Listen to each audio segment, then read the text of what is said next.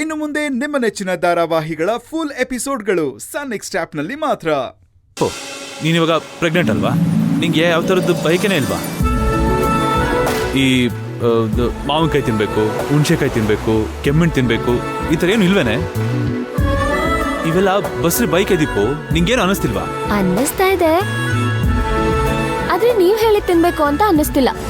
ಮತ್ತಿನೇನು? ಬೆಂಗಳೂರಿಗೆ ಹೋಗಿ ಬಿಸಿಬೇಳೆ ಬಾತ್ ತಿನ್ಬೇಕು ಅನ್ನಿಸ್ತಿದೆ. ಮೈಸೂರಿಗೆ ಹೋಗಿ ಮೈಸೂರು ಪಾಕ್ ತಿನ್ಬೇಕು ಅನ್ನಿಸ್ತಿದೆ. ಬಳ್ಳಾರಿಗೆ ಹೋದ್ರೆ ಮಿರ್ಚಿ ಮಂಡಕ್ಕಿ ತಿನ್ಬೇಕು ಅನ್ನಿಸ್ತಿದೆ. ಇನ್ ಎಲ್ಲೆಲ್ಲಿ ಹೋಗ್ತೀವೋ ಅಲ್ಲೆಲ್ಲ ರುಚಿನ ಸವಿಬೇಕು ಅನ್ನಿಸ್ತಿದೆ.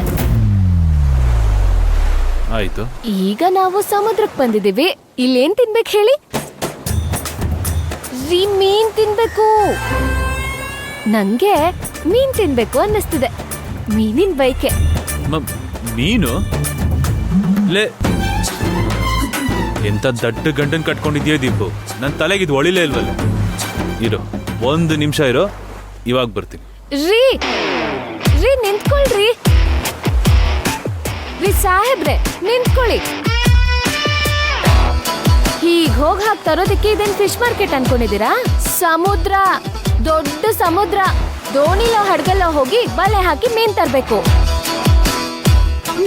ಮೀನ್ ಹಿಡಿತೀನಿ ಅಂತ ಬರೀ ಕೈಯಲ್ಲಿ ಹೋಗ್ಬಿಟ್ಟು ಆಮೇಲೆ ಹಾರ್ಕೊಂಡ್ ಮೀನ್ ತಂದ್ಬಿಡ್ತೀರಾ? ಹೇ ದೀಪು, ಸ್ಲೋ ಮೋಷನ್ ಅಲ್ಲಿ 1ರಿಂದ 10 ಎಣಿಸ್ತಾ ಇರೋ. ಹಿಂಗೋಗಂಗ್ ಮೀನ್ ತರ್ತೀನಿ. ಇನ್ನೊಂದ್ಸಲ ಹೇಳ್ತಿದ್ದೀನಿ, ಹಿಂದೆ ಹೋಗ್ಬೇಡಿ. ನಿಂತ್ಕೊಳ್ಳಿ. ನಿಂತ್ಕೊಳ್ರಿ, ನನ್ ಮಾತ್ ಕೇಳ್ರಿ.